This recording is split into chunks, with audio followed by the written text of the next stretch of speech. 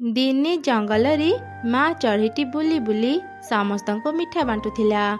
ଏମିତି ଦେଖି କାଉ ତାକୁ ପଚାରିଲା, ଆରେ ଚଢ଼େଇ, ଆଜି ତୁ କୋଉ ଖୁସିରେ ମିଠା ବାଣ୍ଟୁଛୁ? କାଉ ଭଉଣୀ, ମୋର 2ଟି ଝିଅ ହେଇଛନ୍ତି, ସେଥିପାଇଁ ମୁଁ ମିଠା ବାଣ୍ଟୁଛି। ତୁମେ ଖାଅ, ମୁଁ ଯାଏ ଅନ୍ୟମାନଙ୍କୁ ବି ମିଠା ଦେଇ ଆସେ। ଆରେ ଜାଣିଛ, ଚଢ଼େଇର ନା 2ଟି ଝିଅ ହେଇଛନ୍ତି। ଚଢ଼େଇର 2ଟା ଝିଅ ହେଇଛନ୍ତି ତ ମୁଁ କ'ଣ କରିବି? ତୁ ଏକଥା ମତେ କାହିଁକି କହୁଛୁ? ଆରେ ମୁଁ ଗୋଟେ କଥା ଭାବିଛି, ଚାଲ ଆମେ ସେ ଚଢ଼େଇର 2 ଛୁଆଙ୍କୁ ଚୋରି କରି ନେଇ ଆସିବା। ସେ 2 ଛୁଆ ଟିକେ ବଡ଼ ହେଲେ ଆମେ ତାଙ୍କୁ ଆମର ସବୁ କାମ କରିବା। ତାପରେ ତ ଆମକୁ ଆଉ କିଛି କାମ କରିବାକୁ ପଡ଼ିବନି, ଆମେ ଖାଲି ଆରାମ କରିବା, ଆରାମ। ଆରେ ବାଃ, ତୋ ବୁଦ୍ଧିଟା ତ ବହୁତ ଭଲ। ହେଲେ ଚଢ଼େଇ ତ ତା ଛୁଆଙ୍କୁ ନିଶ୍ଚୟ ଖୋଜିବ। ଛୁଆମାନେ ବଡ଼ ହେଲା ପରେ ବି ଯଦି ଚଢ଼େଇ ସେମାନଙ୍କୁ ଚିହ୍ନିଯାଏ, ସେ ତ ତା ଛୁଆଙ୍କୁ ଆମ ପାଖରୁ ନେଇଯିବ। ନା ନା, ମୁଁ ସେମିତି ହେବାକୁ ଦେଇପାରିବିନି। ମୋ ପାଖରେ ଏକ ଉପାୟ ଅଛି, ଶୁଣ। ଏମିତି କାଉର ସ୍ତ୍ରୀ ତାକୁ ତା ଯୋଜନା କଥା କହିଲା। ସନ୍ଧ୍ୟାରେ କାଉ ଆଉ ତାର ସ୍ତ୍ରୀ କିଛି ପଥର ଧରି ଏକ ଗଛ ପାଖରେ ଲୁଚି ରହିଥିଲେ। ଯେମିତି ମା ଚଢ଼େଇଟି ନିଜ କାମ ସାରି ଘରକୁ ଫେରୁଥିଲା, କାଉମାନେ ତାକୁ ଦେଖି ତା ଉପରକୁ ବଡ଼ ବଡ଼ ପଥର ଫିଙ୍ଗିଲେ। ମା ଚଢ଼େଇର ମୁଣ୍ଡରେ ପଥର ବାଜିବା ଯୋଗୁଁ ସେ ଆହତ ହେଇଗଲା। କିଏ କିଏ ମତେ ମାରୁଛ? ଦୟାକରି ମତେ ମାରନି, ମୁଁ ମୋ ଛୁଆଙ୍କ ପାଖକୁ ଯିବି। ତମେ 2 କାଉ ଏଠି ମତେ କାହିଁକି ପଥର ମାରୁଛ? ମୁଁ ତମର କ'ଣ କ୍ଷତି କରିଛି? ଆମେ ଚାହୁଁଛୁ ତୁ ମରିଯା, ଆଉ ଆମେ ତୋର 2 ଛୁଆଙ୍କୁ ନେଇ ଆମର କାମ କରିପାରିବୁ। ଏମିତି କହି 2 କାଉ ପଥରରେ ପିଟି ପିଟି ମା ଚଢ଼େଇକୁ ମାରିଦେଲେ। ଏବେ ଚଢ଼େଇ ଆମ ରାସ୍ତାରୁ ହଟିଗଲା, ଆମେ ଏବେ ଆରାମରେ ତା 2 ଛୁଆଙ୍କୁ ନେଇପାରିବା। ଆରେ ଆରେ, ଏ 2 କାଉ ଏତେ ଦୁଷ୍ଟ! ଚଢ଼େଇ ଛୁଆଙ୍କୁ ଚୋରି କରିବା ପାଇଁ ଏମାନେ ତାଙ୍କ ମାକୁ ହିଁ ମାରିଦେଲେ। ମୁଁ ଯଦି ଏବେ ଏମାନଙ୍କୁ ଅଟକେଇବାକୁ ଯାଇଥାନ୍ତି, ଏ 2 କାଉ ମତେ ବି ମାରି ଦେଇଥାନ୍ତେ। ଏବେ ତ ମୁଁ ଏଠୁ ଚାଲି ଯାଉଛି, ହେଲେ ଦିନେ ଦିନେ ମୁଁ ଏମାନଙ୍କର ସବୁ କଥା ସମସ୍ତଙ୍କୁ କହିଦେବି। ଆରେ, ଏ ଚଢ଼େଇର ଘର ତ ବହୁତ ସୁନ୍ଦର। ଆମ ଘରର ବହୁତ ଜାଗା ଭାଙ୍ଗି ଯାଇଛି, ହେଲେ ଚଢ଼େଇର ଘର କେତେ ମଜବୁତ ଅଛି। ଆଜିଠୁ ଆମେ ଏ ଚଢ଼େଇର ଘରେ ରହିବା। ସେମିତି ହେଲେ କେହି ବି ଆମ ଉପରେ ସନ୍ଦେହ କରିବେନି ଆମେ ଚଢ଼େଇ ଛୁଆଙ୍କୁ ଚୋରି କରିଛେ। ସମସ୍ତେ ଭାବିବେ ଚଢ଼େଇ ଛୁଆଙ୍କ ମା ନଥିବାରୁ ଆମେ ତାଙ୍କର ଯତ୍ନ ନେବା ପାଇଁ ଏଠାକୁ ଆସିଛେ। ହଁ, ତୁମେ ଏକଦମ ଠିକ କଥା କହିଛ।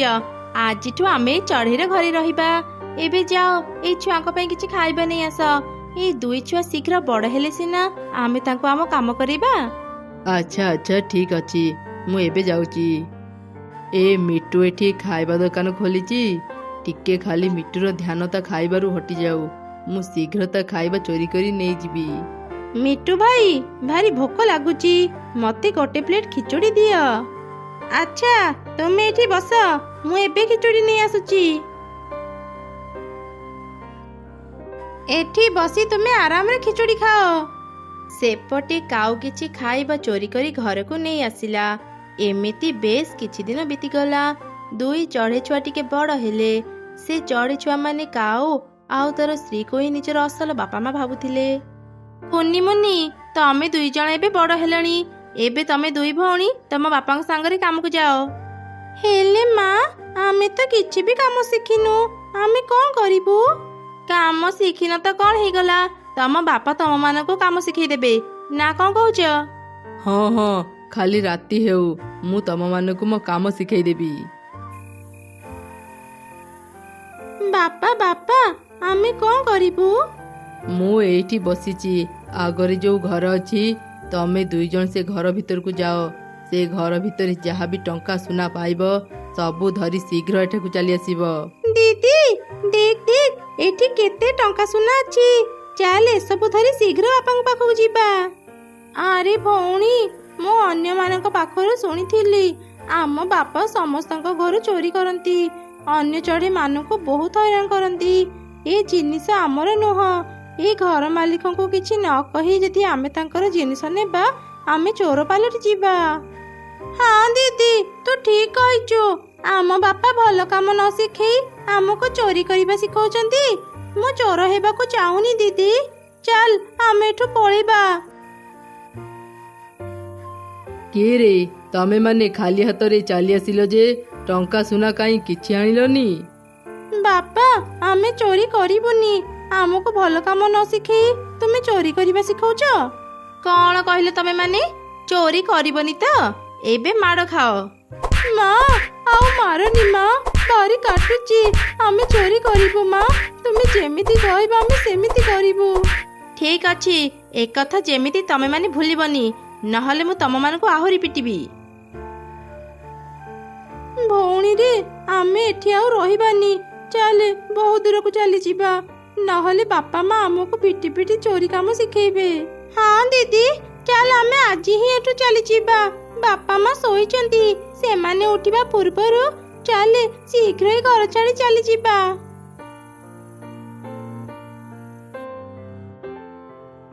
କୁନି ମୁନି, କେତେ ଦିନ ପରେ ତମମାନଙ୍କୁ ଦେଖିଲି। କାଉମାନଙ୍କ ଭୟରେ ମୁଁ ତମମାନଙ୍କ ପାଖକୁ ଯାଇପାରୁନଥିଲି। ଆଜି ମୁଁ ତମମାନଙ୍କୁ ଗୋଟେ ଜରୁରୀ କଥା କହିବି, ଯାହା ଶୁଣିଲେ ତମେ ମାନେ ଆଶ୍ଚର୍ଯ୍ୟ ହେଇଯିବ। କଣ କଥା? ଶୀଘ୍ର କୁହନ୍ତୁ।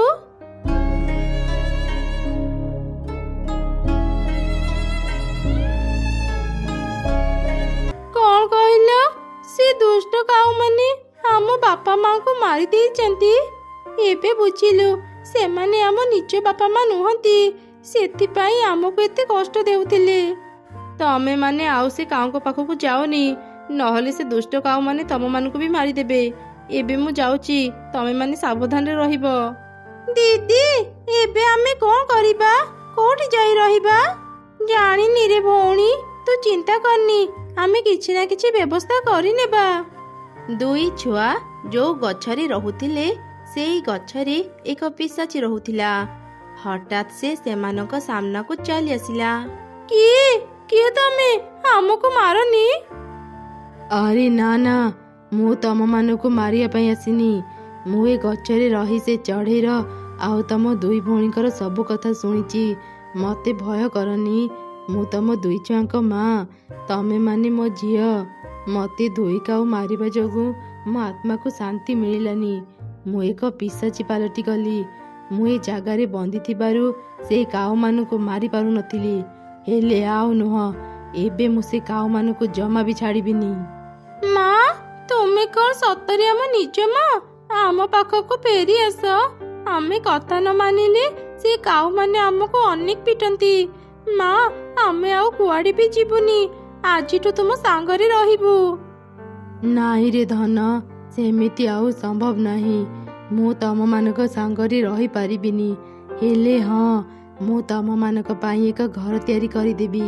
ସେଠି ତମେ ଦୁଇ ଭଉଣୀ ସବୁ ସୁବିଧା ପାଇବ, ଆଉ ଆରାମରେ ରହିପାରିବ। କେହି ତମମାନଙ୍କର କିଛି କ୍ଷତି କରିପାରିବେନି। ଏମିତି କହି ମା ପିଶାଚିଟି ତା ଦୁଇ ଛୁଆଙ୍କ ପାଇଁ ସେଇ ଗଛରେ ହିଁ ଏକ କେକ୍ ଘର ତିଆରି କରିଦେଲା। ଦୁଇ ଛୁଆ ସେ ଘରେ ରହିଲେ। ଦିନେ କାଉ ଆଉ ତାର ସ୍ତ୍ରୀ ରାତିରେ ଚୋରି କରିବାକୁ ବାହାରିଥିଲେ। ସେ ଦୁଇ ଚଢ଼େଇ ଛୁଆ କୁଆଡ଼େ ଚାଲିଗଲେ କେଜାଣି? ଥରେ ଯଦି ସେମାନଙ୍କୁ ପାଇବି ନା, ତାଙ୍କୁ ଜୀବନରୁ ମାରିଦେବି। ଆରେ ଏ କଣ? ଏଠି ଏମିତି କେକ୍ ଘର କିଏ ବନେଇଛି? ଯିଏ ବି ବନେଇଥାଉ, ଏ ଘରକୁ ଦେଖି ଲାଗୁଛି ଏ ଘର ଭିତରେ ଅନେକ ମୂଲ୍ୟବାନ ଜିନିଷ ଥିବ। ଚାଲ, ଆମେ ଏବେ ହିଁ କେକ୍ ଘର ଭିତରକୁ ଯିବା, ଯାହା ବି ପାଇବା ଚୋରି କରି ନେଇଯିବା। ଦୁଇ କାଉ ଯେମିତି ସେ କେକ୍ ଘରରେ ହାତ ଦେଲେ, ସେ ଦୁଇ ଜଣ ବି କେକ୍ ପାଲଟି ଗଲେ। ଆରେ ଆମ ସାଙ୍ଗରେ କଣ ହେଇଗଲା? ଆମେ କେକ୍ କେମିତି ପାଲଟି ଗଲେ? ସେହି ସମୟରେ ମା ପିଶାଚିଟି ସେଠାକୁ ଆସିଲା, ଆଉ ଦୁଇ କାଉଙ୍କୁ ଦେଖି ଅନେକ ହସିଲା। ଏ କେକ୍ ଘରକୁ ମୁଁ ବନେଇଛି। ଯିଏ ବି ମୋ ଦୁଇ ଛୁଆଙ୍କର କ୍ଷତି କରିବାକୁ ଆସିବ, ସେ ନିଜେ କେକ୍ ପାଲଟି ଯିବ। ମୁଁ ତମ ଦୁଇ କାଉଙ୍କୁ କେବେଠୁ ଅପେକ୍ଷା କରିଥିଲି। ଆଜି ମୋତେ ସୁଯୋଗ ମିଳିଛି, ଆଜି ମୁଁ ତମମାନଙ୍କୁ ଛାଡ଼ିବିନି। ଏମିତି କହି ମା ପିଶାଚି ସେ ଦୁଇ କାଉଙ୍କୁ ଖାଇଦେଲା। ତା ଆତ୍ମାକୁ ଶାନ୍ତି ମିଳିଗଲା। ସେ ସବୁଦିନ ପାଇଁ ସେ ଜାଗା ଛାଡ଼ି ଚାଲିଗଲା।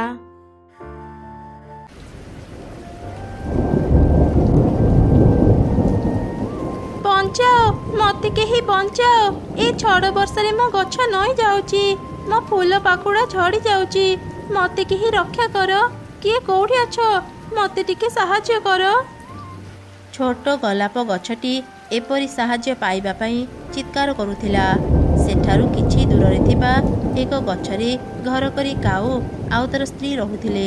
ସେମାନେ ସେ ଗୋଲାପ ଗଛର ଚିତ୍କାର ଶୁଣିପାରିଲେ। ଆରେ ଶୁଣୁଛ, କେହି ବୋଧେ ସାହାଯ୍ୟ ପାଇଁ ଚିତ୍କାର କରୁଛି। ଯାଅ ନା ବାହାରେ ଟିକେ ଦେଖି ଆସିବ। ହଁ ହଁ, ମୁଁ ବି ତା ଚିତ୍କାର ଶୁଣିଛି। ମୁଁ ଏବେ ତା ପାଖକୁ ଯାଉଛି। ଏମିତି କହି କାଉ ବାହାରକୁ ଗଲା। ସେ ଖୋଜି ଖୋଜି ଗୋଲାପ ଗଛ ପାଖରେ ଥିବା ଏକ ଗଛରେ ଯାଇ ବସିଲା ଆଉ ଚାରିଆଡ଼େ ଦେଖିଲା। ମୋତେ ସାହାଯ୍ୟ କରିବା ପାଇଁ ତ କେହି ବି ଆସୁନାହାନ୍ତି। ଏ ବର୍ଷାରେ ମୋ ଗଛ ଭାଙ୍ଗିଯିବ। ମୁଁ କ'ଣ ତାହେଲେ ମରିଯିବି? ଦୟାକରି ମୋତେ କେହି ସାହାଯ୍ୟ କର, ମୋତେ ବଞ୍ଚାଅ। ହାୟ ରେ ମୋ ପୋଡ଼ା କପାଳ! ଏଇ ବର୍ଷାରେ ଭିଜି ଭିଜି ମୁଁ ଏ ସାମାନ୍ୟ ଗୋଲାପ ଗଛକୁ ରକ୍ଷା କରିବା ପାଇଁ ଆସିଲି। ଏଇ ଗୋଲାପ ଗଛ ତ ମୋର କିଛି କାମରେ ଆସିବନି। ଏଇ ଗୋଲାପ ଗଛକୁ ବଞ୍ଚେଇ କ'ଣ ଲାଭ? ଭଲ ହେବ ମୁଁ ମୋ ଘରକୁ ଫେରିଯାଏ। ନା ନା, ମୋତେ ଛାଡ଼ି ଯାଅନି ଭଲ ପକ୍ଷୀ। ମୋ ଡାକ ଶୁଣି ତୁମେ ଏଠାକୁ ଆସିଛ। ମୋତେ ଟିକେ ସାହାଯ୍ୟ କର। ମୁଁ ବଡ଼ ବିପଦରେ ପଡ଼ିଛି। ଏ ଝଡ଼ ବର୍ଷାରେ ନହେଲେ ମୁଁ ମରିଯିବି। ତୋ ଭଳି ଗୋଟେ ଛୋଟ ଗଛ ମୋର କିଛି କାମରେ ଆସିବନି। ତୁ ମର କି ବଞ୍ଚ, ସେଥିରେ ମୋର କ'ଣ ଯାଇ ଆସେ। ମୁଁ ଏବେ ଘରକୁ ଯାଇ ଆରାମ କରିବି। ଏମିତି କାଉ ଗୋଲାପ ଗଛକୁ ସାହାଯ୍ୟ ନ କରି ସେଠାରୁ ଚାଲିଗଲା। ରାସ୍ତାରେ ତାର ଏକ ଚଢ଼େଇ ସହ ଦେଖା ହେଲା। ଆରେ ଚଢ଼େଇ, ଏ ବର୍ଷାରେ ଭିଜି ଭିଜି ତୁ କୁଆଡ଼େ ଯାଉଛୁ? ଆରେ କାଉ, ତୁ କ'ଣ ଶୁଣିପାରୁନୁ? ନଦୀ ପାଖରେ କାହାର ଚିତ୍କାର ଶୁଭାଯାଉଛି। କେହି ବୋଧେ ବିପଦରେ ପଡ଼ିଛି। ମୁଁ ତା ପାଖକୁ ଯାଉଛି। ସେଇଟା ଗୋଟେ ଗୋଲାପ ଗଛ ଚିତ୍କାର କରୁଛି। କାହିଁକି କେଜାଣି ସେ ଗୋଲାପ ଗଛ ଏପରି କରୁଛି? ସେ ଏଡ଼ିକି ଟିକିଏ ଗଛ, ସେ କାହାର କାମରେ ଆସିବ? ତାକୁ ସାହାଯ୍ୟ କରି କିଛି ଲାଭ ନାହିଁ। କ'ଣ ହେଲା? ସେଇଟା ଗୋଟେ ଗୋଲାପ ଗଛ ଚିତ୍କାର କରୁଛି। ମୁଁ ତା ପାଇଁ ବର୍ଷାରେ ଭିଜୁଛି।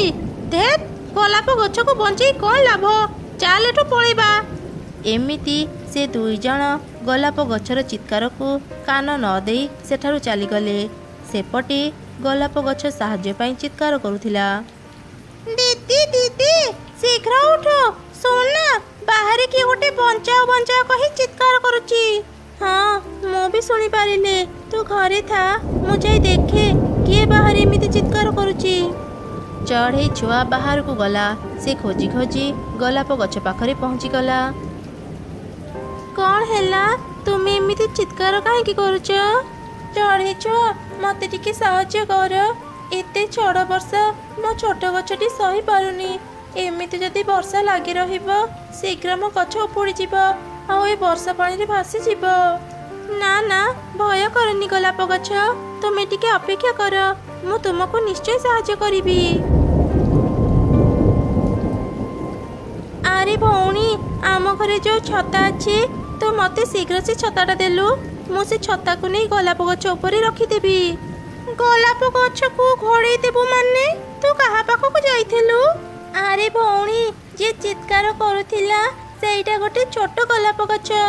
ଏ ଝଡ଼ ବର୍ଷାରେ ସେ ଗଛଟି ନଇଁ ଯାଇଛି। ସେଥିପାଇଁ ସେ କଷ୍ଟରେ ଚିତ୍କାର କରୁଥିଲା। ତୁ ଶୀଘ୍ର ମୋତେ ସେ ଛତାଟା ଦେ ତ, ମୁଁ ଗୋଲାପ ଗଛ ଉପରେ ରଖିଦେବି। ତାହେଲେ ସେ ଗଛ ଉପରେ ଆଉ ବର୍ଷା ପାଣି ପଡ଼ିବନି। ହେଲେ ଦିଦି, ଆମ ପାଖରେ ତ କେବଳ ଗୋଟିଏ ହିଁ ଛତା ଅଛି।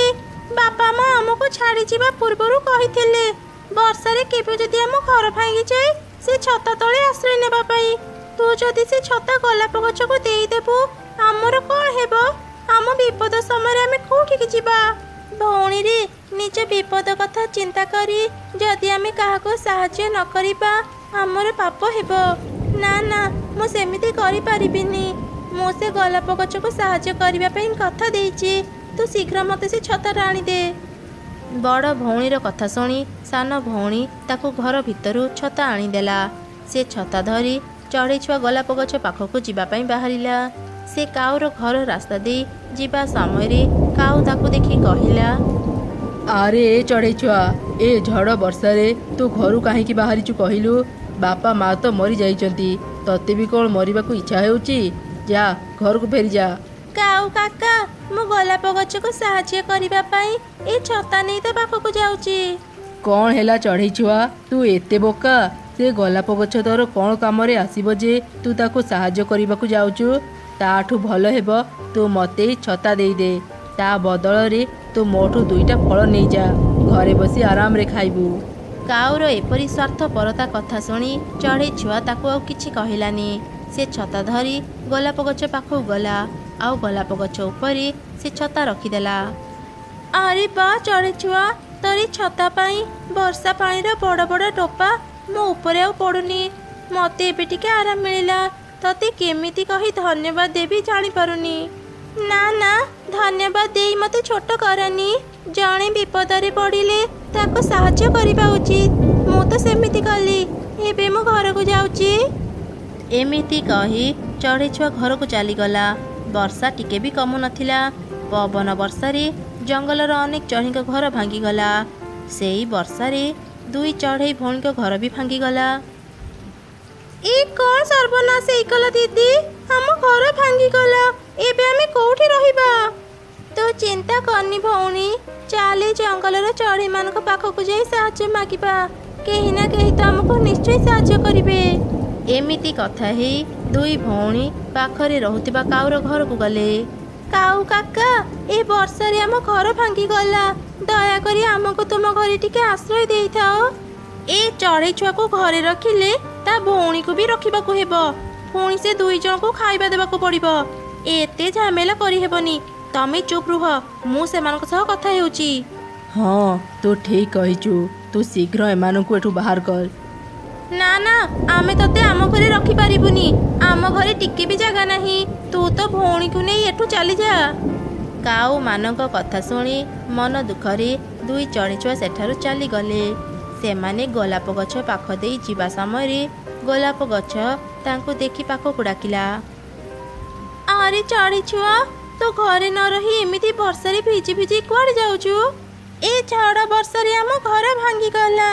ଆଶ୍ରୟ ପାଇବା ପାଇଁ ଆମେ ସମସ୍ତଙ୍କ ପାଖକୁ ଗଲୁ, ହେଲେ କେହି ବି ଆମକୁ ସାହାଯ୍ୟ କଲେ ନାହିଁ। କ'ଣ ହେଲା? ଏ ଝଡ଼ ବର୍ଷାରେ ତମମାନଙ୍କ ଘର ଭାଙ୍ଗି ଯାଇଛି। ଚଢ଼େଇ ଛୁଆ, ତୋ ପାଇଁ ମୋ ଜୀବନ ଫେରି ପାଇଛି। ତମେମାନେ ଚିନ୍ତା କରନି, ମୁଁ ତମମାନଙ୍କ ରହିବାର ବ୍ୟବସ୍ଥା ଏବେ ହିଁ କରିଦେଉଛି। ଗଛ ଭାଇ, ଓ ଗଛ ଭାଇ, ମୋ କଥା ଟିକେ ଶୁଣ। ଏ ଦୁଇ ଚଢ଼େଇ ଛୁଆଙ୍କ ଘର ଏଇ ବର୍ଷାରେ ଭାଙ୍ଗି ଯାଇଛି। ଦୟାକରି ଏମାନଙ୍କୁ ତୁମ ଗଛ କଡ଼ରେ ଆଶ୍ରୟ ଦେଇଥାଅ। ହଁ ହଁ, ମୁଁ ଦେଖିଛି ତୋ ବିପଦ ସମୟରେ ଏ ଚଢ଼େଇ ଛୁଆ ତୋତେ ଅନେକ ସାହାଯ୍ୟ କରିଛି। ମୁଁ ବି ଏମାନଙ୍କୁ ନିଶ୍ଚୟ ସାହାଯ୍ୟ କରିବି। ତମେମାନେ ଶୀଘ୍ର ମୋର ଏ କରଡ଼ ଭିତରକୁ ଚାଲି ଆସ। ବର୍ଷା ଛାଡ଼ିବା ଯାଏଁ ତମେମାନେ ଆରାମରେ ଏଠି ରହିପାରିବ।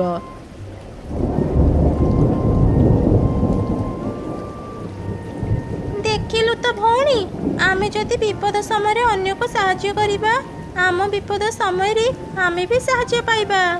ହଁ ଦିଦି, ତୁ ଠିକ୍ କହିଲୁ। ମୁଁ ଆଜିଠୁ ତୋର ଏ କଥା ମାନିବି। ଭାରି ନିଦ ଲାଗିଲାଣି, ଚାଲେ ବି ଶୋଇବା।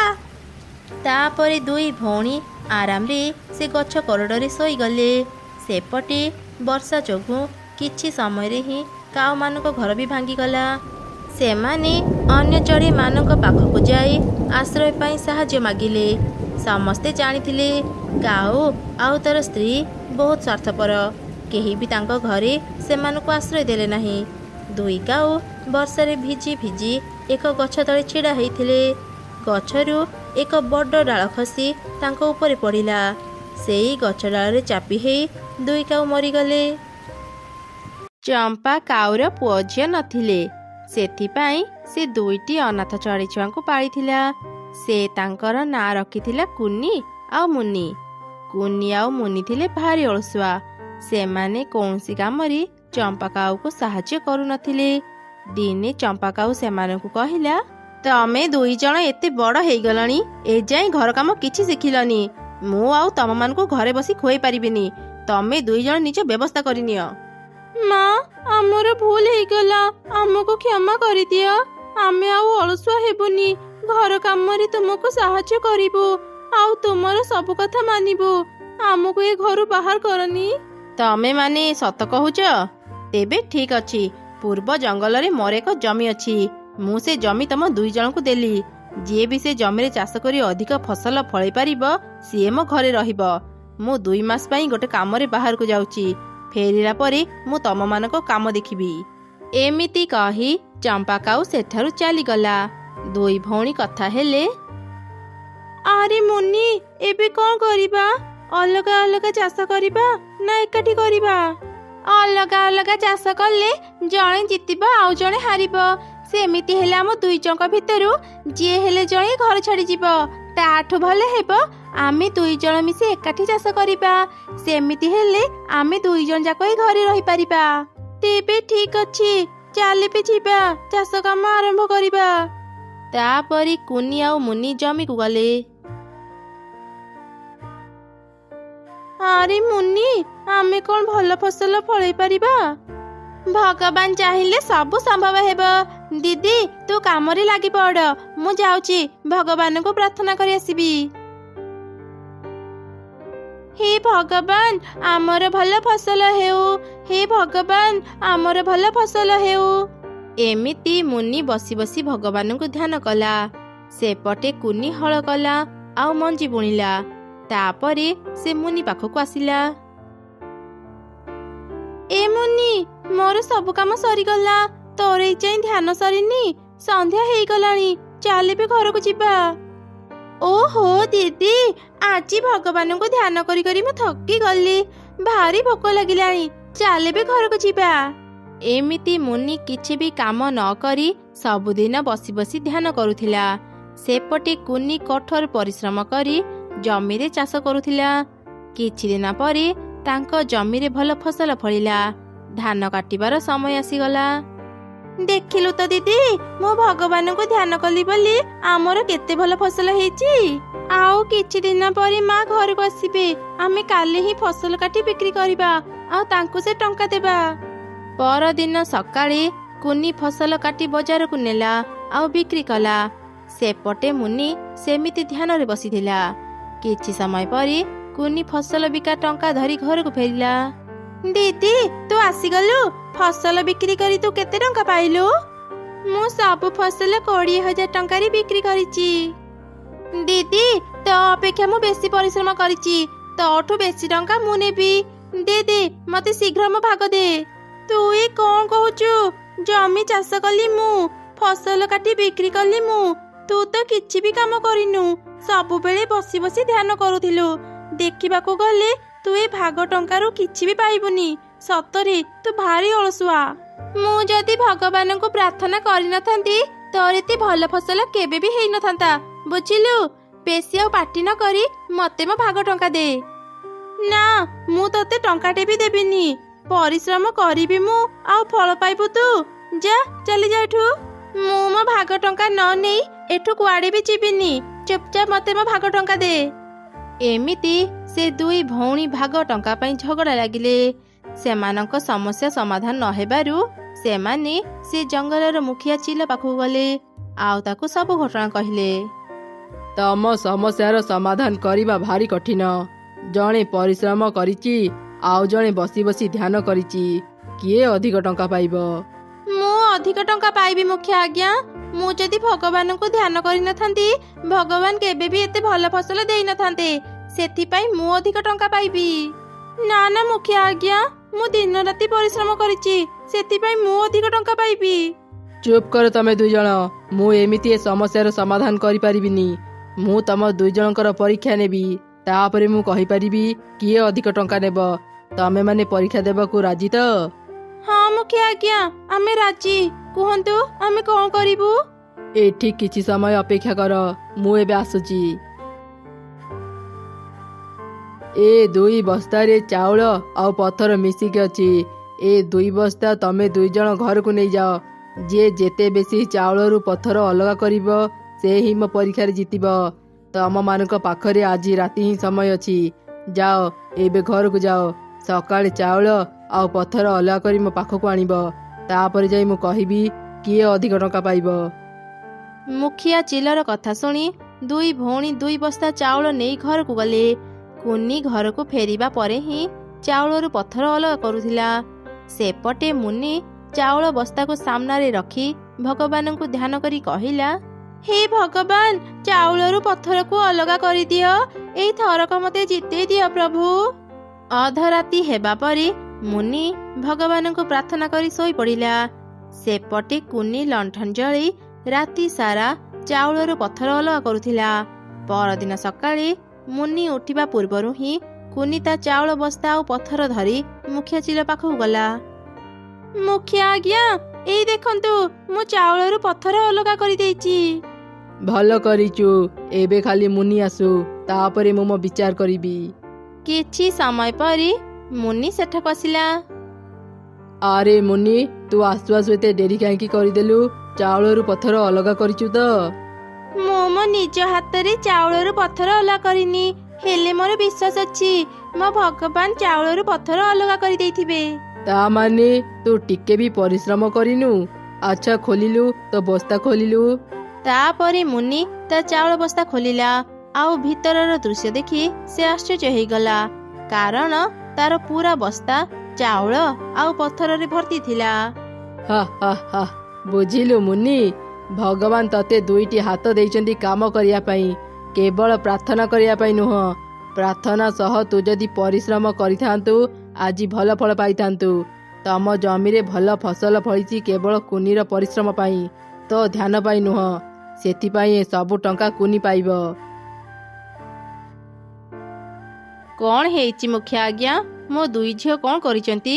ସହରରୁ ଫେରିଲା ପରେ ମୁଁ ଶୁଣିଲି ଆପଣ ସେମାନଙ୍କର ବିଚାର କରୁଛନ୍ତି, ସେଥିପାଇଁ ମୁଁ ଶୀଘ୍ର ଆପଣଙ୍କ ଘରକୁ ଚାଲି ଆସିଲି। ଘଟଣା କଣ ମୋତେ କୁହନ୍ତୁ।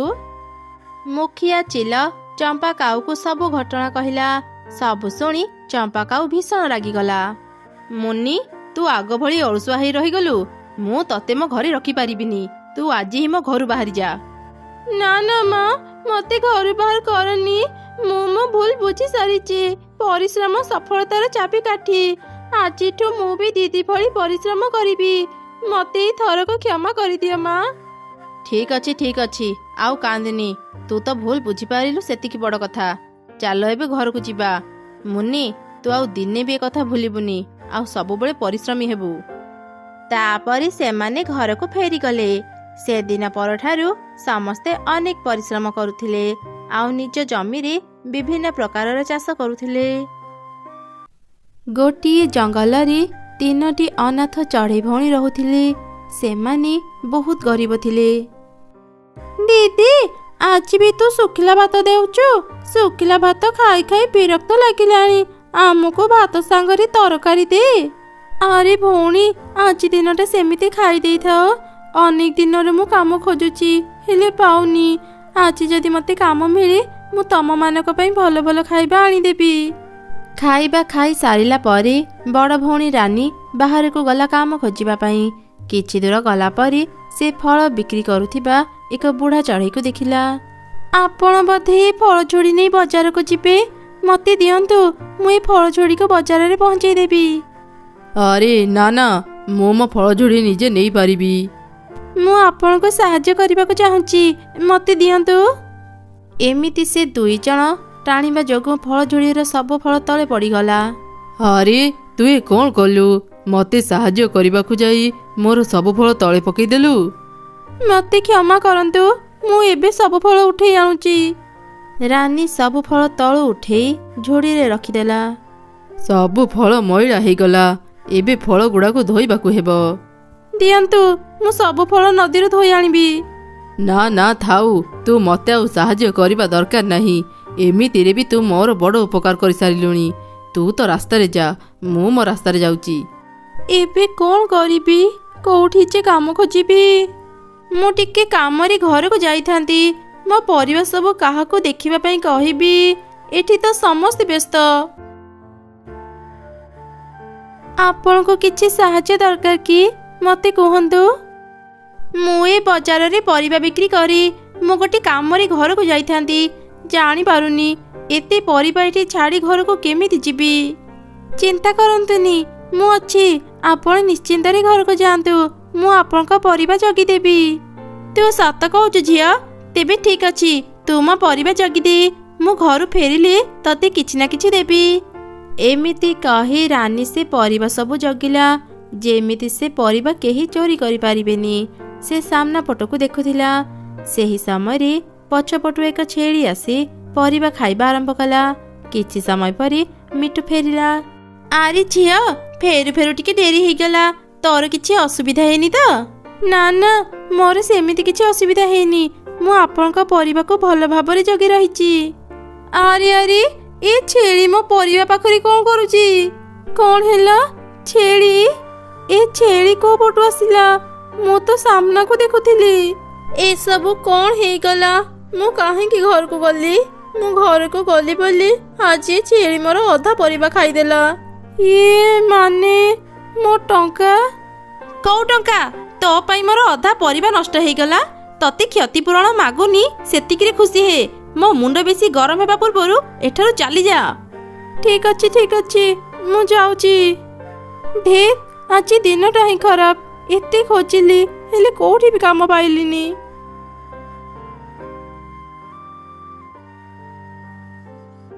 ଆରେ ଏଇଟା କଣ ମୋ ଗୋଡରେ ବାଜିଲା? ଏଇଟା ତ ଗୋଟେ ଲାଲ ପଥର। ନା ନା, ଏଇଟା ପଥର ନୁହଁ, ଏଇଟା ଲାଲ ଲାଉର ମଞ୍ଜି। ଲାଲ ଲାଉ କଣ ହେଇଥାଏ? ହଁ, ଏ ଲାଉର ରଙ୍ଗ ଲାଲ। ତୋର ଯଦି ବିଶ୍ୱାସ ହେଉନି, ତୁ ଏ ମଞ୍ଜି ଘରକୁ ନେଇଯା। ନିଜ ଘର ଅଗଣାରେ ପୋତି ଦେବୁ। କିଛି ଦିନ ପରେ ଯେତେବେଳେ ଏ ଗଛରେ ଲାଲ ଲାଉ ଫଳିବ, ତୁ ସେ ଲାଲ ଲାଉକୁ ଦେଖିବୁ।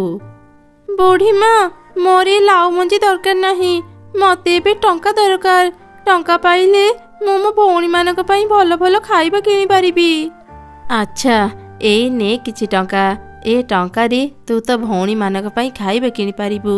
ଏ ଲାଉ ମଞ୍ଜି ତୁ ତ ଘର ଅଗଣାରେ ପୋତି ଦେ। ଯେତେବେଳେ ଲାଉ ଫଳିବ, ତୁ ମୋ ପାଇଁ ଗୋଟେ ଲାଉ ରଖିଦେବୁ। ମୁଁ ତ ଘରକୁ ଯାଇ ନେଇ ଆସିବି। ଗୋଟେ ଲାଉ କଣ ପାଇଁ? ମୁଁ 4ଟାରୁ 5ଟା ଲାଉ ରଖିଦେବି। ହେଲେ ବୁଢ଼ୀମା, ତୁମେ କଣ ମୋ ଘର ଠିକଣା ଜାଣିଛ?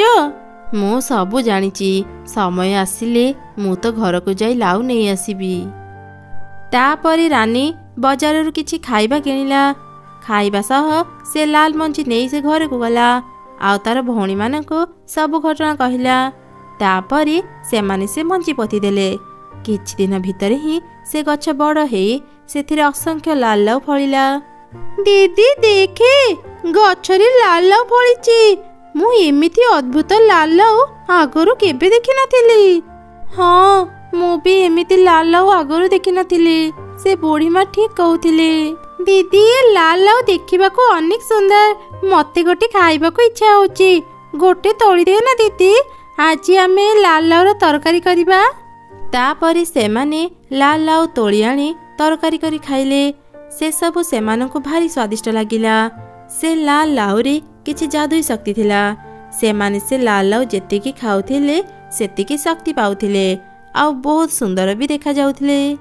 ଦିଦି ଜାଣିଛୁ, ଯେବେଠୁ ଆମେ ଲାଲ ଲାଉ ଖାଇଲେଣି ମତେ ଏମିତି ଲାଗୁଛି ମୋ ଦେହରେ ଅନେକ ଶକ୍ତି ଚାଲି ଆସିଛି। ଆଉ ମୁଁ ପୂର୍ବ ଅପେକ୍ଷା କେତେ ସୁନ୍ଦର ଦେଖାଯାଉଛି ନା? ହଁ ଭଉଣୀ, ତୁ ଠିକ କହିଲୁ। ସେ ଲାଲ ଲାଉ ଖାଇବା ପରଠୁ ମତେ ବି ଏମିତି ଲାଗୁଛି ମୁଁ ଅନେକ ଶକ୍ତି ପାଇଯାଇଛି। ମୁଁ ବହୁତ ବଡ଼ ବଡ଼ କାମ ଏକୁଟିଆ କରିପାରୁଛି। ଦିଦି, ମୁଁ ଗୋଟେ କଥା ଭାବୁଛି। ଚାଲ ଆମେ ଯାଦୁଇ ଲାଉ ବିଷୟରେ ଜଙ୍ଗଲରେ ସମସ୍ତଙ୍କୁ ଜଣେଇଦେବା। ଦେଖିବୁ, ସମସ୍ତେ ଲାଉ କିଣିବା ପାଇଁ କେମିତି ଆମ ଘର ଆଗରେ ଆସି ଲାଇନ ଲଗେଇବେ। ସେମିତି ହେଲେ ନା ଆମେ ଅନେକ ଟଙ୍କା ରୋଜଗାର କରିବା। ହେଲେ ବୁଢ଼ୀମା କହିଥିଲେ ତାଙ୍କ ପାଇଁ ଗୋଟେ ଲାଉ ରଖିବା ପାଇଁ। ଦିଦି, ଏଠି ଏତେ ଲାଉ ଅଛି ଯେ ବର୍ଷେ ଖାଇଲେ ବି ସରିବନି। ତୁ ଚିନ୍ତା କରନି, ଗୋଟେ ଲାଉ ଛାଡ଼ିକି ଆମେ ଆଉ ସବୁ ଲାଉ ବିକ୍ରି କରିବା। ଧୀରେ ଧୀରେ ପୁରା ଜଙ୍ଗଲରେ ଯାଦୁଇ ଲାଲ ଲାଉର ଖବର ପ୍ରଚାର ହେଇଗଲା। ଜଙ୍ଗଲର ସବୁ ଚଢ଼େଇ ତାଙ୍କ ଲାଲ ଲାଉ କିଣିବା ପାଇଁ ତାଙ୍କ ଘର ସାମ୍ନାରେ ଭିଡ଼ ଜମେଇଲେ। ସେମାନଙ୍କର ବହୁତ ଭଲ ଟଙ୍କା ରୋଜଗାର ହେଲା। ଧୀରେ ଧୀରେ ତାଙ୍କର ଲାଉ ସରିଗଲା, ଆଉ କେବଳ ଗୋଟିଏ ଲାଉ ରହିଲା। ଆରେ ଭଉଣୀ, ଆଉ ଗୋଟିଏ ଲାଉ ବାକି ରହିଲା। ତୁ ଏ ଲାଉ କାହାକୁ ବି ବିକ୍ରି କରିବୁନି। ଏ ଲାଉ ଆମେ ବୁଢ଼ୀମାଙ୍କ ପାଇଁ ରଖିଦେବା। ମୁଁ ଏବେ ବଜାରକୁ ଯାଉଛି, ଶୀଘ୍ର ଫେରି ଆସିବି। ଘରେ କିଏ ଅଛ? ଟିକେ କବାଟ ଖୋଲ। ଆପଣ କିଏ? କିଛି କାମ ଥିଲା କି ଆମ ପାଖରେ? ମୁଁ ବହୁତ ଦୂରରୁ ଆସିଛି। ମୁଁ ଶୁଣିଛି ତୁମ ଲାଲ ଲାଉରେ ଅନେକ ଶକ୍ତି ଅଛି। ଯାହାର ଯେମିତି ବି ରୋଗ ହେଇଥାଉ ସେମାନେ ଲାଲ ଲାଉ ଖାଇ ଭଲ ହେଇଯାଉଛନ୍ତି। ଦୟାକରି ମୋତେ ଗୋଟେ ଲାଉ ଦିଅ। ମୋ ଛୋଟ ଝିଅର ଦେହ ବହୁତ ଖରାପ। ଏତେ ଡାକ୍ତରଙ୍କୁ ଦେଖେଇ ସାରିଲେଣି, ସେ ଭଲ ହେଉନି। ମୁଁ ବହୁତ ଆଶା ନେଇ ତୁମ ପାଖକୁ ଆସିଛି। ମୋତେ ଗୋଟେ ଲାଲ ଲାଉ ଦିଅ। ଆପଣ ଆସୁ ଆସୁ ଅନେକ ଡେରି କରିଦେଲେ। ଆମ ପାଖରେ ଆଉ ଲାଲ ଲାଉ ନାହିଁ, ସବୁ ସରିଯାଇଛି। ହେଲେ ମୁଁ ଦେଖିଛି ତୁମ ଗଛରେ ଗୋଟେ ଲାଲ ଲାଉ ଅଛି। ମୋତେ ସେ ଲାଉଟି ଦେଇଥାଅ। ତୁମେ ଯେତେ ଟଙ୍କା କହିବ ମୁଁ ସେତେ ଦେବି। ଏଇ ନିଅ। ବାପରେ, ଗୋଟେ ଲାଉ ପାଇଁ ଏତେ ଗୁଡେ ଟଙ୍କା? ସେ ବୁଢୀ ତ ଏଯାଏଁ ଆସିନି। ସେ ବୋଧେ ଲାଉ କଥା ଭୁଲି ଯାଇଥିବ। ଯଦି ବି ଆସେ ମୁଁ ତାକୁ ଏ ଟଙ୍କାରୁ ଅଧା ଟଙ୍କା ଦେଇଦେବି। ସେ ଲାଉ କଥା ଭୁଲିଯିବ। ଏମିତି ଚିନ୍ତା କରି ସେ ଶେଷ ଲାଉକୁ ତୋଳି ସେ ଚଢ଼ିକୁ ଦେଇଦେଲା। ପରଦିନ ସକାଳେ ବୁଢୀ ଚଢ଼ି ତାଙ୍କ ଘରକୁ ଆସିଲା। ଆରେ ରାନୀ, ମୋ ପାଇଁ ଲାଉ ରଖିଛୁ ତ? ହଁ ବୁଢୀ ମା, ମୁଁ ରଖିଛି, ଆସନ୍ତୁ ନେବେ। ଆରେ କଣ, ଏ ଗଛଟା ତ ମରିଯାଇଛି। ଶେଷ ଲାଉଟା ବି ନାହିଁ। ଏ ଗଛରେ କେବଳ ଥରେ ହିଁ ଲାଉ ଫଳେ। ଆଉ ଯଦି ଶେଷ ଲାଉ ଛିଡ଼େଇଦେବ, ଏ ଗଛ ମରିଯିବ। ଦିଦି, କାଲି ଗୋଟେ ଚଢ଼େଇ ଆମ ଘରକୁ ଆସିଥିଲା। ସେ କହୁଥିଲା ତା ଝିଅର ଦେହ ବହୁତ ଖରାପ। ସେ ମତେ ଅନେକ ଟଙ୍କା ଦେଲା। ସେଥିପାଇଁ ମୁଁ ତାକୁ ସେ ଶେଷ ଲାଉଟା ଦେଇଦେଲି। ମତେ କ୍ଷମା କରନ୍ତୁ। ଆପଣଙ୍କୁ କେତେ ଟଙ୍କା ଦରକାର କୁହନ୍ତୁ, ମୁଁ ଆପଣଙ୍କୁ ଦେବି। ମୂର୍ଖ ଝିଅ, ମତେ ତୁ ଟଙ୍କା ଦେଖାଉଛୁ? ମୁଁ ତମମାନଙ୍କୁ ଅଭିଶାପ ଦଉଛି। ଯିଏ ବି ମୋ ଲାଉ ଖାଇଛ, ସମସ୍ତେ ରୋଗିଣା ଅସୁନ୍ଦର ହେଇଯିବ। ପରଦିନ ସକାଳେ ଯିଏ ବି ଲାଲ ଲାଉ ଖାଇଥିଲେ ସମସ୍ତଙ୍କ ଦେହ ଖରାପ ହେଇଗଲା। ସମସ୍ତେ କଳା ପଡ଼ିଗଲେ। ଏମିତି ଦେଖି ଭୟରେ ରାନୀ ତା ଭଉଣୀ ସହ ଜଙ୍ଗଲ ବାହାରେ ରହୁଥିବା ଏକ ସାଧୁ ଚଢ଼େଇ ପାଖକୁ ଗଲା। ସାଧୁ ବାବା, ଆମକୁ ରକ୍ଷା କରନ୍ତୁ। ରାନୀ ସେ ସାଧୁ ବାବାଙ୍କୁ ସବୁ ଘଟଣା କହିଲା। ସାଧୁ ତା ଧ୍ୟାନ ବଳରେ ସବୁ ଜାଣିପାରିଲା। ତତେ ଯୋଉ ବୁଢ଼ୀ ଲାଲ ଲାଉର ମଞ୍ଜି ଦେଇଥିଲା, ସେ ଗୋଟେ ଭୟଙ୍କର ପିଶାଚି। ସେ ଶକ୍ତି ପାଇବା ପାଇଁ ଲାଲ ଲାଉ ଖାଇଥାଏ, ହେଲେ ସେ ନିଜେ ଗଛ ଲଗେଇ ପାରେନି। ସେଥିପାଇଁ ସେ ଅନ୍ୟ ଚଢ଼େଇଙ୍କ ଦ୍ୱାରା ସେ ଗଛ ଲଗେଇଥାଏ। ସେ ପିଶାଚି କାହାର ବି କ୍ଷତି କରେନି। ତମେମାନେ ତାକୁ ରଗେଇ ଦେଇଛ। ଜଙ୍ଗଲର ଶେଷ ମୁଣ୍ଡରେ ସେ ପିଶାଚିର ଘର। ମୁଁ ଏକ ଗଛ ଦେଉଛି, ଯାଅ ଏ ଗଛ ପିଶାଚିର ଘର ବାହାରେ ଲଗେଇଦେବ। ସେ ଶାନ୍ତ ହେଇଯିବ ଆଉ ତମମାନଙ୍କୁ କ୍ଷମା କରିଦେବ। ହଁ ହଁ ସାଧୁ ବାବା, ମତେ ସେ ଗଛ ଦିଅନ୍ତୁ। ଭୁଲ ମୁଁ କରିଛି। ମୋ ପାଇଁ ସମସ୍ତେ କଷ୍ଟ ପାଉଛନ୍ତି। ମୁଁ ସେ ଗଛ ପିଶାଚିର ଘର ବାହାରେ ଲଗେଇଦେବି। ସାଧୁ ସେମାନଙ୍କୁ ଏକ ଛୋଟ ଗଛ ଦେଲା। ମୁନି ସେ ଗଛ ନେଇ ପିଶାଚିର ଘର ବାହାରେ ଲଗେଇଦେଲା। ପିଶାଚି ଶାନ୍ତ ହେଇଗଲା। ସମସ୍ତେ ସୁସ୍ଥ ହେଇ ପୂର୍ବ ରୂପ ଫେରି ପାଇଲେ। ଆଜି ଉଠୁ ଉଠୁ ଡେରି ହେଇଗଲା। ଘରେ ଅନେକ କାମ ପଡ଼ିଛି। କୋଉଟା ଯେ ଆଗ କରିବା? ଚାଲ ତିନି ଭଉଣୀ ମିଶି ସବୁ କାମ ଭାଗ କରିନେବା। ହଁ ହଁ ଦିଦି, ଠିକ ଅଛି। ମୁନି, ତୁ ଯା ଅଇଁଠା ବାସନ ମାଜିବୁ। କୁନି, ତୁ ଯା ରୋଷେଇ କରିବୁ। ମୁଁ ଯାଉଛି ଘର ସଫା କରିନେବି। ତାପରେ ତିନି ଭଉଣୀ ନିଜ ନିଜ କାମରେ ଲାଗିଗଲେ। ରୋଷେଇ କରିବା ସମୟରେ ସେମାନେ ଦେଖିଲେ, ଆରେ ଦିଦି, ଘରେ ତ କିଛି ବି ନାହିଁ। ମୁଁ କଣ ରୋଷେଇ କରିବି? ଦିଦି, ନଦୀ ପାଖରେ ନା ଯୋଉ ଆମ୍ବ ଗଛ ଅଛି, ସେ ଗଛରେ ଅନେକ ଆମ୍ବ ଫଳିଛି। ତୁ ଯା କିଛି ଆମ୍ବ ନେଇ ଆସିବୁ। ଆଜି ଆମେ ଆମ୍ବ ଖାଇକି ରହିଯିବା। ଆଚ୍ଛା ହଉ, ତୁ ଯା ଘର ସଫା କରୁଥା। ମୁଁ ଯାଉଛି ଆମ୍ବ ନେଇ ଆସିବି। ଓହୋ, ସବୁଦିନ ହିଁ ଶୁଖିଲା ଫଳ ଖାଇ ଖାଇ ଭାରି ବିରକ୍ତ ଲାଗିଲାଣି। କେତେ ଦିନ ହେଇଗଲାଣି ମୁଁ ମାଛ ମାଂସ ଖାଇନି। ବାପା ମା କାହିଁକି ଯେ ଆମକୁ ଛାଡ଼ି ଚାଲିଗଲେ? ଏତେ କଷ୍ଟ କରିବାକୁ ଜମା ଭଲ ଲାଗୁନି। ତାପରେ ରେନି ନଦୀ କୂଳରେ ପହଞ୍ଚିଲା। ସେ ଦେଖିଲା ଏକ ମାଛ ଶୁଖିଲା ଭୂଇଁରେ ପଡ଼ି ଛଟପଟ ହେଉଛି। ଆରେ କଣ, ଏଠି ତ ଗୋଟେ ମାଛ ପଡ଼ିଛି। ଲାଗୁଛି ଏ ମାଛ ନଦୀରୁ ଡେଇଁ ଉପରକୁ ଚାଲି ଆସିଛି। ଆଉ ବୋଧେ ଫେରି ପାରିଲାନି। ଭଲ ହେଇଛି, ଏତେ ଦିନ ପରେ ମତେ ମାଛ ଖାଇବାକୁ ମିଳିଯିବ। ଯାଏ, ଏ ମାଛକୁ ନେଇ ମୁଁ ଘରକୁ ଯାଏ। ଏ ଝିଅ, ମତେ ଖାନି। ମତେ ଭାରି କଷ୍ଟ ହେଉଛି। ମତେ ପାଣିରେ ଛାଡ଼ି ଦେ। ଏ ଝିଅଟା ମୋ କଥା ଶୁଣି ପାରୁନି କାହିଁକି? ଏ ମୁନି, ଏ କୁନି, ଶୀଘ୍ର ବାହାରକୁ ଆସ। ଦେଖ ମୁଁ କଣ ଆଣିଛି। ଏ କଣ ଦିଦି, ମାଛ? ତୁ ଏ ମାଛ କୋଉଠି ପାଇଲୁ? ଏ ମାଛ ନଦୀ ଉପର ଭୂଇଁରେ ପଡ଼ିଥିଲା। ସେ ବୋଧେ ଡେଇଁକି ନଦୀ ଉପରକୁ ଚାଲି ଆସିଥିଲା। ଆଉ ବୋଧେ ନଦୀ ପାଣିକୁ ଯାଇପାରିଲାନି। ମୁଁ ୟାକୁ ଖାଇବା ପାଇଁ ନେଇ ଆସିଲି। ଚାଲ ଆଜି ମାଛ ତରକାରୀ କରି ଖାଇବା। ହେଲେ ଦିଦି, ଏ ମାଛ ଦେହରେ ଏମିତି ପୋଡ଼ା ଦାଗ କାହିଁକି ଅଛି? ଆରେ ହଁ ତ, ହେଲେ ମୁଁ ଯେତେବେଳେ ମାଛ ଆଣିଥିଲି ସେ ତ ଠିକ ଥିଲା। ହଠାତ୍ କଣ ହେଲା? ମୁନି, ଯା ଗୋଟେ ବାଲ୍ଟି ପାଣି ନେଇ ଆସିବୁ। ଏ ମାଛକୁ ତା ଭିତରେ ରଖିଦେବା। ମୋହନ କାକା ମାଛ ଧରି ସହରକୁ ଯାଇଛନ୍ତି। ସେ କାଲି ଫେରିବେ। ସେ ଫେରି ସାରନ୍ତୁ, ଆମେ ତାଙ୍କୁ ଏ ମାଛ ଦେଖି ପଚାରିବା ଏ ମାଛ ଖାଇ ହେବ କି ନାହିଁ। ତାପରେ କୁନି ଘର ଭିତରୁ ଗୋଟେ ବାଲ୍ଟି ନେଇ ଆସିଲା। ସମସ୍ତେ ସେ ମାଛକୁ ପାଣି ଭିତରେ ରଖିଦେଲେ। ଆଚ୍ଛା ହଉ, ତମେ ଦୁଇଜଣ ବି ଘରକୁ ଯାଅ, ମୁଁ ଯାଉଛି ଆମ୍ବ ନେଇ ଆସିବି। ଦିଦି, ତୁ ଗଲା ପରେ ମିନୁ ମାଉସୀ କିଛି ଖାଇବା ଧରି ଆମ ଘରକୁ ଆସିଥିଲେ। ତତେ ଆଉ ଫଳ ଆଣିବା ପାଇଁ ପଡ଼ିବନି। ଏବେ ଚାଲ ଦିଦି, ସେଥିରୁ କିଛି ଖାଇନେବା। ତିନି ଭଉଣୀ ଖାଇବା ଖାଇଲେ। ରାତିରେ ସମସ୍ତେ ଶୋଇଥିଲେ। ସେ ମାଛ ଥିବା ପାଣି ବାଲ୍ଟି ପାଖରେ କୁନି ଶୋଇଥିଲା। ହଠାତ୍ ମାଛଟି କାନ୍ଦିଲା ଆଉ କହିଲା, ମତେ ଭାରି କଷ୍ଟ ହେଉଛି। କେହି ମତେ ବାଲ୍ଟିରୁ ବାହାର କରି ନଦୀରେ ଛାଡ଼ି ଦିଅ। ମୋ ଉପରେ ଟିକେ ଦୟା କର, ମତେ ଟିକେ ସାହାଯ୍ୟ କର। କିଏ କିଏ ଏମିତି ପାଟି କରୁଛି? ମୁଁ ମାଛ କଥା କହୁଛି। ବାଲ୍ଟି ଭିତରକୁ ଦେଖ। କଣ ହେଲା? ମାଛ, ତୁ କଥା କହିପାରୁଛୁ? ହଁ, ମୁଁ କଥା କହିପାରେ। ମୋ ଉପରେ ଟିକେ ଦୟା କର, ମତେ ନେଇ ନଦୀରେ ଛାଡ଼ି ଦିଅ।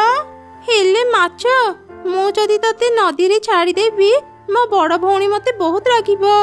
ବହୁ ଦିନରୁ ସେ ମାଛ ଖାଇବାକୁ ଇଚ୍ଛା କରିଥିଲା। ତୁମେ ଯାହା ମାଗିବ ମୁଁ ସବୁ ଦେବି। ଦୟାକରି ମତେ ନଦୀରେ ଛାଡ଼ିଦିଅ।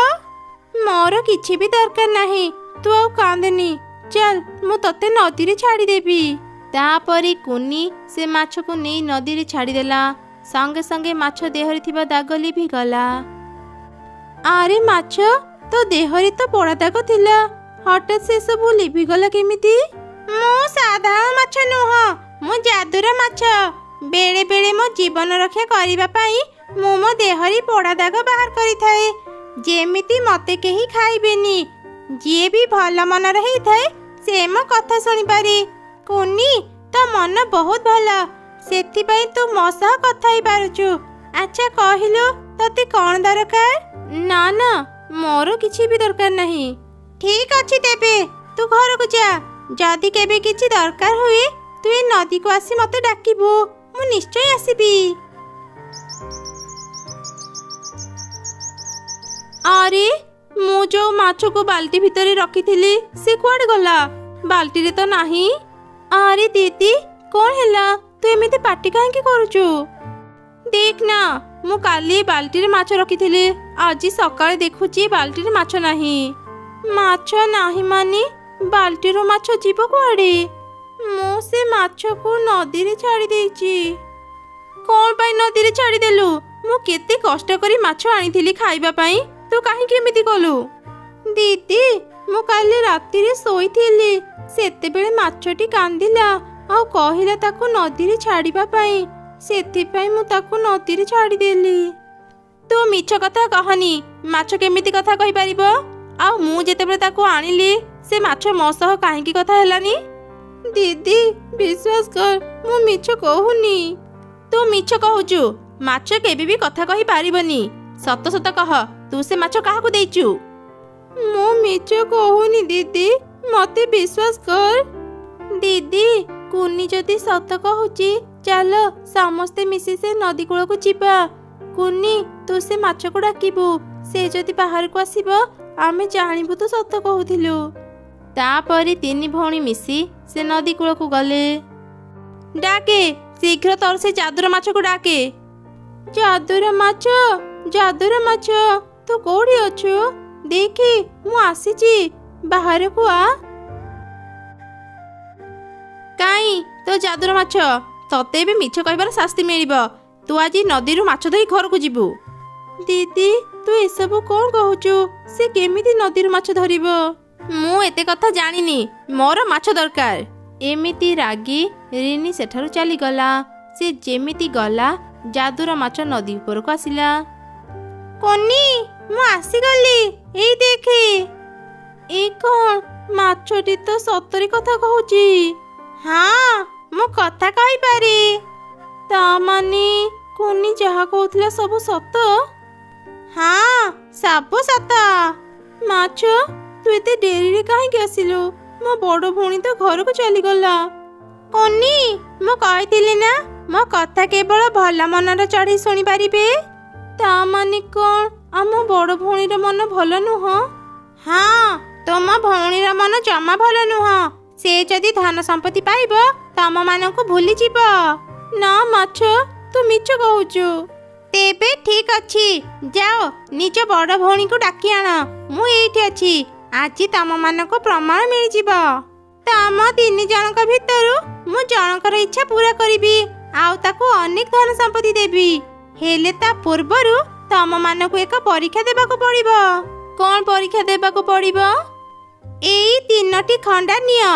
ଯିଏ ବି ଖଣ୍ଡାରେ ଆର 2 ଜଣଙ୍କୁ ମାରିଦେବ, ମୁଁ ତାର ଇଚ୍ଛା ପୂରା କରିବା ସହ ତାକୁ ଅନେକ ଧନ ସମ୍ପତ୍ତି ଦେବି। ଏମିତି ଶୁଣି ଲୋଭୀ ରିନି ଗୋଟେ ଖଣ୍ଡା ଉଠେଇଲା ତାର 2 ଭଉଣୀକୁ ମାରିବା ପାଇଁ। ହଠାତ୍ ଯାଦୁର ମାଛ ତାକୁ ପଥର କରିଦେଲା। ଇଏ କ'ଣ ଯାଦୁର ମାଛ? ତୁ ଆମ ଭଉଣୀକୁ ପଥର କାହିଁକି କରିଦେଲୁ? ଦୟାକରି ତାକୁ ପୂର୍ବ ଭଳି କରିଦେ। ମୁଁ ଯଦି ତାକୁ ପଥର କରିନଥାନ୍ତି, ସେ ତମମାନଙ୍କୁ ମାରି ଦେଇଥାନ୍ତା। ସେ ଖରାପ ହେଉ କି ଭଲ ହେଉ, ସେ ଆମ ଭଉଣୀ। ଦୟାକରି ମାଛ ଆମ ଭଉଣୀକୁ ପୂର୍ବ ଭଳି କରିଦେ। ଆଚ୍ଛା ଠିକ ଅଛି, ମୁଁ ଏବେ ତମ ଭଉଣୀକୁ ଭଲ କରିଦେଉଛି।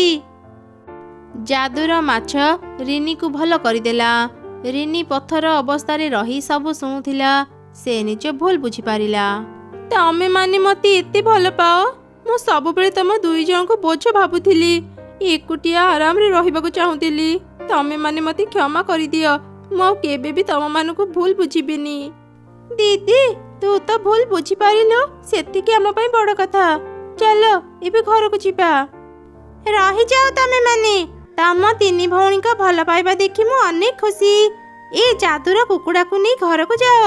ଏଇ କୁକୁଡ଼ା ପ୍ରତିଦିନ ସୁନାର ଅଣ୍ଡା ଦେବ। ତମେ ମାନେ ସେ ଅଣ୍ଡା ବିକ୍ରି କରି ଆରାମରେ ଚଳିପାରିବ। ତାପରେ 3 ଭଉଣୀ ସେ କୁକୁଡ଼ା ନେଇ ଘରକୁ ଚାଲିଗଲେ। ପ୍ରତିଦିନ ସେମାନେ ସୁନା ଅଣ୍ଡା ବିକ୍ରି କରି ଅନେକ ଧନୀ ହେଇଗଲେ। ତାଙ୍କର ଆଉ କିଛି ବି ଅଭାବ ରହିଲାନି। ଥରେ ଏକ ଜଙ୍ଗଲରେ 2 ଚଢ଼େଇ ଭଉଣୀ ରହୁଥିଲେ। ବହୁତ ଦିନ ତଳେ ତାଙ୍କ ବାପା ମାଙ୍କର ମୃତ୍ୟୁ ହେଇଯାଇଥିଲା। 2 ଭଉଣୀଙ୍କ ପାଖରେ ବିଶେଷ କିଛି ନଥିଲା। ଏମିତିକି ରହିବା ପାଇଁ ଗୋଟେ ଘର ବି ନଥିଲା। କେବଳ ବଗିଚାରେ ଥିଲା 2ଟି ଗଛ, କଦଳୀ ଗଛ ଆଉ ଆମ୍ବ ଗଛ। ଦିନେ ସକାଳେ ମିନୁ ଚଢ଼େଇ ତା ବଡ଼ ଭଉଣୀ ରିନୁ ଚଢ଼େଇକୁ କହିଲା, ଆରେ ଭଉଣୀ, ମୁଁ ଆଉ ଏମିତି ରହିପାରିବିନି। ମୁଁ ଆମ ବାପାଙ୍କ ସମ୍ପତ୍ତି ଭାଗ କରିବାକୁ ଚାହୁଁଛି। ଆମ ପାଖରେ ତ କିଛି ବି ସମ୍ପତ୍ତି ନାହିଁ। ତୁ କ'ଣ ଭାଗ କରିବୁ? ବାପା ଲଗେଇଥିବା ଏଇ 2 ଗଛ କ'ଣ ତତେ ଦେଖାଯାଉନି? ମୁଁ ଏଇ କଦଳୀ ଗଛ ଆଉ ଆମ୍ବ ଗଛ ଭିତରୁ ଗୋଟେ ଗଛ ନେବାକୁ ଚାହୁଁଛି। ଆରେ, ତୁ ଏଇ 2 ଗଛକୁ ଭାଗ କରିବାକୁ ଚାହୁଁଛୁ? ଏସବୁ ଭାଗ କରିବା କ'ଣ ଦରକାର? ଏଇ 2 ଗଛ ଆମ 2 ଜଣଙ୍କର ହିଁ। ନା, ମୁଁ କିଛି ବି ଜାଣିନି। ମୁଁ ଗୋଟେ ଗଛ ନେବାକୁ ଚାହୁଁଛି। ଆଚ୍ଛା ହଉ, ତୋର ଯୋଉ ଗଛ ଇଚ୍ଛା ହଉଛି ତୁ ସେଇଟା ନେଇଯା। ରିନୁ ପାଖରୁ ଏମିତି ଶୁଣି ମିନୁ ମନରେ ଚିନ୍ତା କଲା, ମୁଁ ଏ ଆମ୍ବ ଗଛକୁ ହିଁ ନେବି। ଆମ୍ବ ବିକ୍ରି କରି ମୁଁ ବହୁତ ଟଙ୍କା ରୋଜଗାର କରିବି। ଆଉ ମୋ ବଡ଼ ଭଉଣୀକୁ ସେଥିରୁ ଭାଗ ଦେବାକୁ ବି ପଡ଼ିବନି। ମୁଁ ଆଜିଠୁ ଏ ଆମ୍ବ ଗଛକୁ ନେଲି। ଏ ଆମ୍ବ ଗଛ ଉପରେ ତୋର ଆଉ କିଛି ଅଧିକାର ରହିବନି, ବୁଝିଲୁ? ଆଚ୍ଛା ଠିକ ଅଛି, ଆମ୍ବ ଗଛକୁ ନେଇ ଯଦି ତୁ ଏତେ ଖୁସି, ତେବେ ତୁ ନେଇଯା। ଆମେ ତ 2 ଭଉଣୀ, ଯେତେ ଯାହା ହେଲେ ବି ଆମେ ସବୁଦିନ ମିଳିମିଶି ରହିବା। କିଛି ଦିନ ପରେ ମିନୁ ତା ଆମ୍ବ ଗଛରେ ଏକ ସୁନ୍ଦର ଘର ତିଆରି କଲା। ଏସବୁ ଯେତେବେଳେ ରିନୁ ଦେଖିଲା, ସେ ତା ଭଉଣୀକୁ କହିଲା, ଆରେ ମିନୁ, ତୁ କେତେ ସୁନ୍ଦର ଘର ତିଆରି କରିଛୁ। ତ ଆମ୍ବ ଗଛର ଗୋଟେ ପାଖ ଖାଲି ଅଛି। ମୁଁ କାଲି ସେଠି ଗୋଟେ ଘର ତିଆରି କରିବି। କ'ଣ କହିଲୁ? ତୁ ମୋ ଆମ୍ବ ଗଛରେ ଘର ତିଆରି କରିବୁ? ମୋ ବିନା ଅନୁମତିରେ ତୁ ମୋ ଆମ୍ବ ଗଛର ଗୋଟେ ଫଳ ବି ତୋଳି ପାରିବୁନି। କାଲି ଆମେ 2 ଗଛକୁ ଭାଗ କଲେ, ଏ କଥା କ'ଣ ତୋର ମନେ ନାହିଁ? ଆରେ ମିନୁ, ତୁ ମୋ ସହ ଏମିତି ତୁ କରି କାହିଁ କଥା କହୁଛୁ? ମୋ ପରା ତ ବଡ଼ ଭଉଣୀ। ତୁ ତ ଜାଣିଛୁ, ରହିବା ପାଇଁ ଆମ ପାଖରେ ଘର ନାହିଁ। ନୂଆ ଘର ତିଆରିବା ପାଇଁ ମୁଁ ସୁରକ୍ଷିତ ଜାଗା ପାଉନି। ତ ଗଛରେ ଯଦି ମୁଁ ଗୋଟେ ଘର ତିଆରି କରିବି, ମୋତେ ଅନ୍ୟମାନଙ୍କ ଗଛରେ ଆଉ ଆଶ୍ରୟ ନେବାକୁ ପଡ଼ିବନି। ଯେବେଠୁ ଆମେ ଗଛ ଭାଗ କଲେ, ମୁଁ ସେବେଠୁ ଭାବି ନେଇଛି ମୋର କେହି ଭଉଣୀ ନାହିଁ। ତୁ ତ ଗଛ ସହ ରହ, ଆଉ ମୋତେ ମୋ ଗଛ ସହ ଶାନ୍ତିରେ ରହିବାକୁ ଦେ। ଏବେ ଯା ଏଠୁ। ଏମିତି ମିନୁ ରିନୁର ବହୁତ ଅପମାନ କରି ସେଠୁ ବାହାର କରିଦେଲା। ରିନୁ ମନ ଦୁଃଖରେ ତା କଦଳୀ ଗଛ ପାଖକୁ ଚାଲି ଆସିଲା। ଆମ୍ବ ଗଛ ଆଉ କଦଳୀ ଗଛ ପାଖାପାଖି ଥିଲେ। ରିନୁ ତା ଭଉଣୀର କଥା ମନେ ପକେଇ ଖୁବ୍ କାନ୍ଦୁଥିଲା। ମିନୁ ଏତେ ବଦଳି ଗଲା କେମିତି? ସେ ମୋତେ ଆଉ ତା ଭଉଣୀ ଭାବୁନି। ମୋତେ ତା ଘରେ ରହିବାକୁ ବି ଦେଲାନି। ଅନ୍ୟ ଚଢ଼େଇମାନଙ୍କ ଘରେ ରହିଲେ ସେମାନେ ମୋତେ କେତେ କଥା ଶୁଣାଉଛନ୍ତି, ତାଙ୍କ ଘରର ସବୁ କାମ କରାଉଛନ୍ତି। ଜାଣିପାରୁନି ମୁଁ ଏବେ କୋଉଠି ରହିବି। ତା କଥା ସରିଛି କି ନାହିଁ, ହଠାତ୍ କଦଳୀ ଗଛ ତାକୁ କହିଲା, ତୁମେ କାନ୍ଦନି ମାଲିକାଣୀ, ମୁଁ ଥାଉ ଥାଉ ତୁମେ ଅନ୍ୟମାନଙ୍କ ଘରେ ଆଉ ରୁହନି, ମୁଁ ତମକୁ ଆଶ୍ରୟ ଦେବି। ହେଲେ କେମିତି? ତୋ ପାଖରେ ତ ଡାଳ ନାହିଁ, ଘର ତିଆରିବା ପାଇଁ ତୁ ମୋତେ କାଠ ବି ଦେଇପାରିବୁନି, ତୁ ମୋତେ ଆଶ୍ରୟ ଦେବୁ କେମିତି? ମୋ କଥାକୁ ବିଶ୍ୱାସ କର, ତୁମକୁ ଆଉ ଘର ପାଇଁ ଚିନ୍ତା କରିବାକୁ ପଡ଼ିବନି। ତୁମେ ମୋ ପତ୍ର ନେଇ ଏକ ଘର ତିଆରି କର। ମୋ ପତ୍ର ସାଧାରଣ ପତ୍ର ନୁହଁ, ସେଥିରେ ଏତେ ଶକ୍ତି ଅଛି ଯେ ଯେତେ ଝଡ଼ ତୋଫାନ ଆସିଲେ ବି ତୁମେ ତିଆରି କରିଥିବା କଦଳୀ ପତ୍ର ଘର ଟିକେ ବି ହଲିବନି କି ଭାଙ୍ଗିବନି, ତାର କିଛି ବି କ୍ଷତି ହେବନି। ତୁମେ ମୋ ପତ୍ର ନେଇ ଆଜି ହିଁ ଗୋଟେ ଘର ତିଆରି କର। ଏମିତି ଶୁଣି ରିନୁ ବହୁତ ଖୁସି ହେଇଗଲା। ଆଉ କିଛି କଦଳୀ ପତ୍ର ତୋଳି ଏକ ସୁନ୍ଦର ଘର ତିଆରି କଲା। ଏସବୁ ଯେତେବେଳେ ମିନୁ ଦେଖିଲା, ସେ ରିନୁ ଉପରେ ବହୁତ ହସିଲା।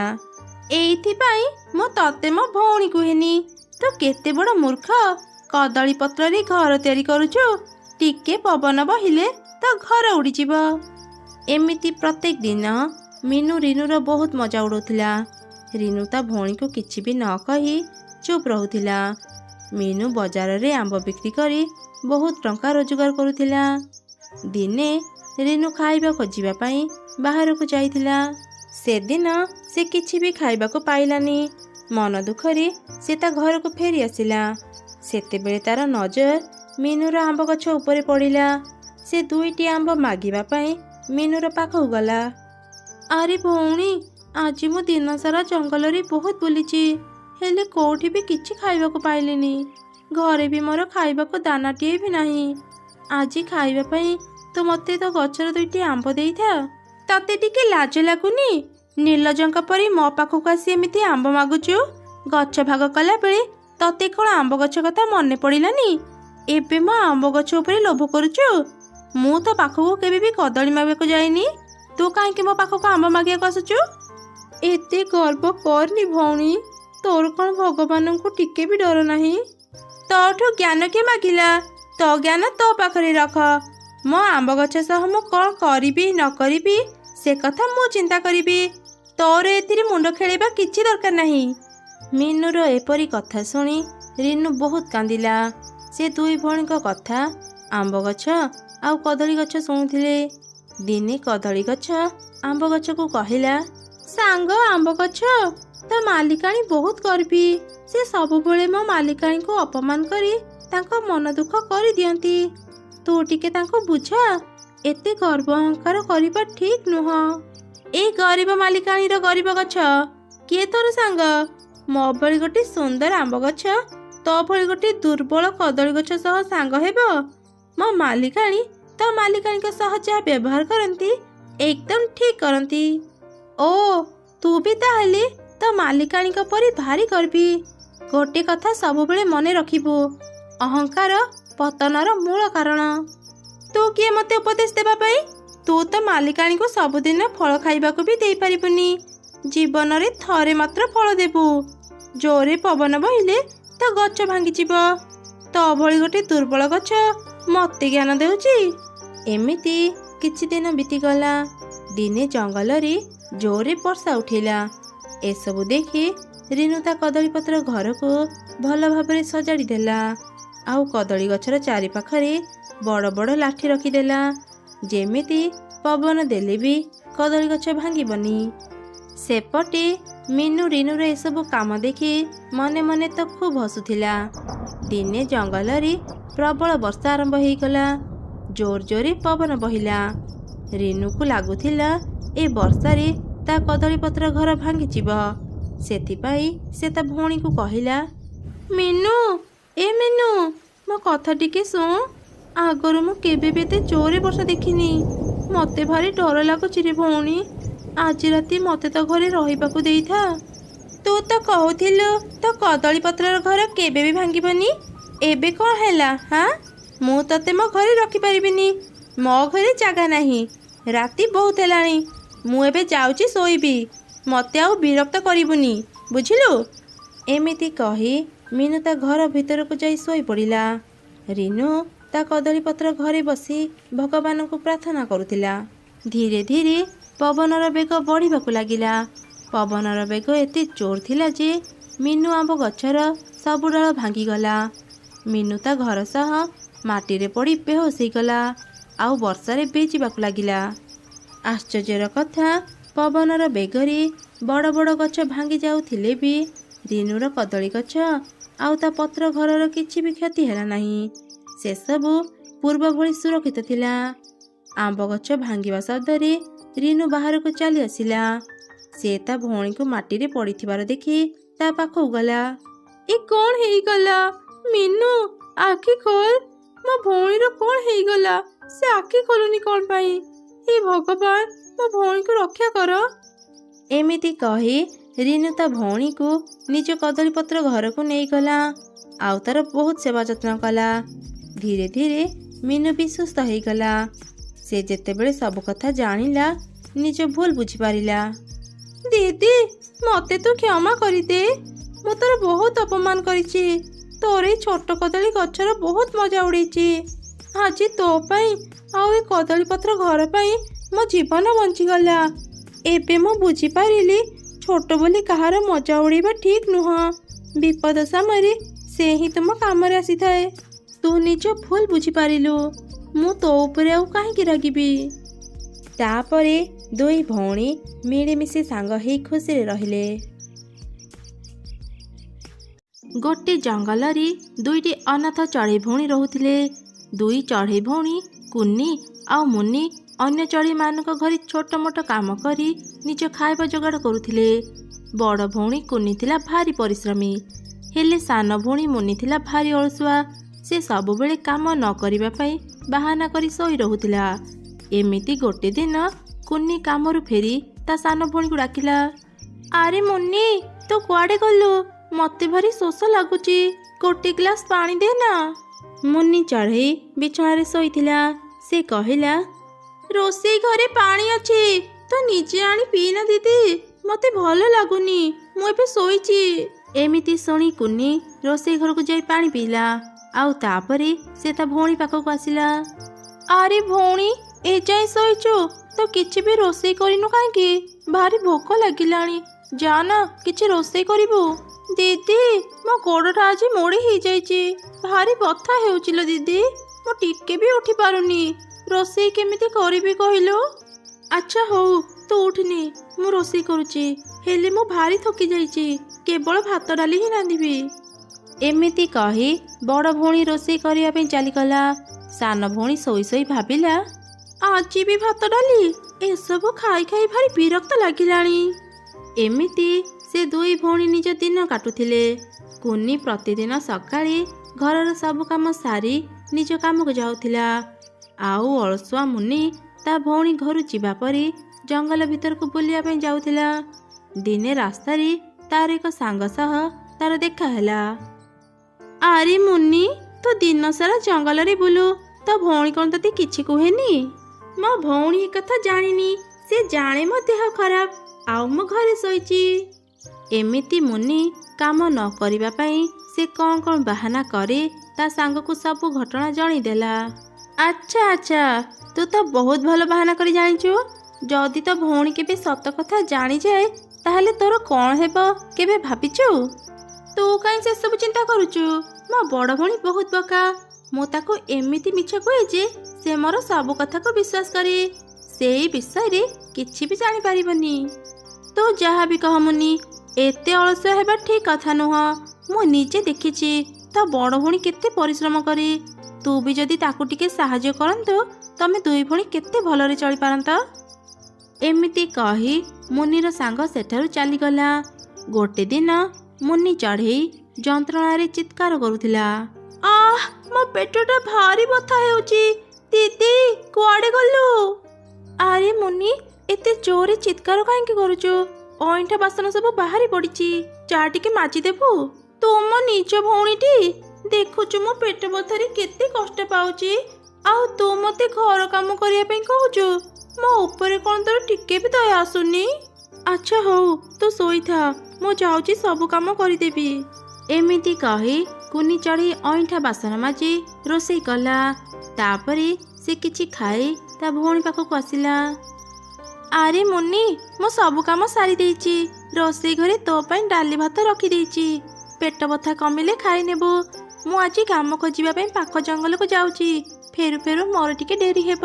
କୁନି ଚଢ଼େଇ ସେଠୁ ଚାଲିଗଲା। ଭଉଣୀ ଯିବା ପରେ ମୁନି ଶୀଘ୍ର ଉଠି ରୋଷେଇ ଘରକୁ ଗଲା। ଆରେ ବାଃ, ମୁଁ କେତେ ଭଲ ଅଭିନୟ କରିପାରି। ଏ ଦିଦି ଖାଲି ସବୁବେଳେ ଭାତ ଡାଲି ତିଆରି କରୁଛି। ମୁଁ ଆଗରୁ ହିଁ କିଛି ମାଛ ଲୁଚେଇକି ରଖିଛି। ଏବେ ମୁଁ ନିଜ ପାଇଁ ମାଛ ଭାଜିବି ଆଉ ମଜା କରି ଖାଇବି। ମୁନି ମାଛ ଭାଜିବା ପାଇଁ ଚାଲିଗଲା। ସେପଟେ ରାସ୍ତାରେ ଜଙ୍ଗଲର ମୁଖିଆ ସହ କୁନିର ଦେଖା ହେଲା। ଆରେ କୁନି, ଏତେ ତରତର ହେଇ କୁଆଡ଼େ ଯାଉଛୁ? ମୁଖିଆ ଆଜ୍ଞା, ମୁଁ ପାଖ ଜଙ୍ଗଲକୁ କାମ ଖୋଜିବା ପାଇଁ ଯାଉଛି। ନିଜ ଜଙ୍ଗଲ ଛାଡ଼ି ଅନ୍ୟ ଜଙ୍ଗଲକୁ କାମ ଖୋଜିବା ପାଇଁ ଯାଉଛୁ? ତୁ ଗୋଟେ କାମ କର, କାଲିଠୁ ତୁମ ଘରକୁ କାମ କରିବା ପାଇଁ ଆସେ। ଏମିତିରେ ବି ମୋ ଘରର କାମ କରିବା ପାଇଁ ମୁଁ ଜଣକୁ ଖୋଜୁଥିଲି। ଦରମା କଥା ତୁ ଚିନ୍ତା କରନି, ମୁଁ ତତେ ଭଲ ହିଁ ଦରମା ଦେବି।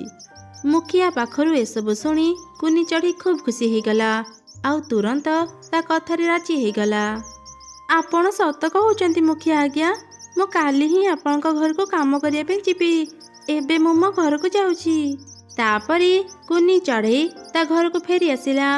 ଘର ବାହାରେ ହିଁ ସେ ମାଛ ଭଜାର ବାସ୍ନା ପାଇଲା। ଆରେ, ମାଛ ଭଜାର ବାସ୍ନା ଆସୁଛି। ଏ ବାସ୍ନା ତ ମୋ ଘରୁ ହିଁ ଆସୁଛି। ହେଲେ ମୁନିର ତ ଦେହ ଖରାପ, ତାହେଲେ ରୋଷେଇ କିଏ କରୁଛି? ଯାଇ ଟିକେ ଦେଖି ଆସେ। ଏମିତି ଚିନ୍ତା କରି କୁନି ଚଢ଼େଇ ରୋଷେଇ ଘରର ଝରକା ପାଖକୁ ଗଲା ଆଉ ଦେଖିଲା ତା ସାନ ଭଉଣୀ ମାଛ ଭାଜୁଛି। ସେ ମନରେ ଚିନ୍ତା କଲା, ମୁନିର ତ ଦେହ ଖରାପ ଥିଲା, ହେଲେ ସେ ମାଛ କାହିଁକି ଭାଜୁଛି? ଓ, ଏବେ ବୁଝିଲି, ସେ କାମ ନ କରିବା ପାଇଁ ବାହାନା କରୁଥିଲା। ମୋ ଭଉଣୀକୁ ଯଦି ମୁଁ ଏମିତି ଛାଡ଼ିଦେବି, ସେ ଧୀରେ ଧୀରେ ଆହୁରି ଅଳସୁଆ ହେଇଯିବ। ୟାକୁ ତ ଉଚିତ ଶିକ୍ଷା ଦେବାକୁ ପଡ଼ିବ। କୁନି ଚଢ଼େଇ ଏକ ଉପାୟ ଚିନ୍ତା କଲା ଆଉ ସେଠାରୁ ଚାଲିଗଲା। ଅଧରାତିରେ ସେ ଘରକୁ ଫେରିଲା। ତାକୁ ଦେଖି ମୁନି କହିଲା, ଦିଦି, ତୁ ଏତେ ରାତିରେ ଘରକୁ ଫେରିଲୁ ଯେ? ମତେ ଭାରି ଭୋକ ଲାଗିଲାଣି, ଯା ରୋଷେଇ କରିବୁ। ଆରେ, ତତେ କହିବାକୁ ଭୁଲି ଯାଇଛି, ରାତି ଅଧିକ ହେବାରୁ ମୁଁ ବାହାରେ ଖାଇ ନେଇଛି। ଘରେ କିଛି ମୁଢ଼ି ଅଛି, ତୁ ସେସବୁ ଖାଇଦେ।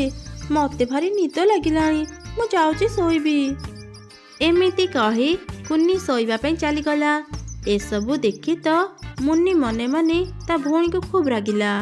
ହେଲେ ସେ କିଛି ନ କହି ତା ଭଉଣୀ ପାଖରେ ଶୋଇପଡ଼ିଲା। ପରଦିନ ସକାଳେ ମୁନି କହିଲା, ଦିଦି, କୁଆଡ଼େ ଗଲୁ? ମୋ ପାଇଁ ଚା କପେ ଆଣିଦିଏ ନା, ମୋ ମୁଣ୍ଡଟା ଭାରି ବିନ୍ଧୁଛି। କୁନି ଚଢ଼େଇ କିଛି ନିମ୍ବ ପତ୍ରର ରସ ଧରି ତା ଭଉଣୀ ପାଖକୁ ଗଲା।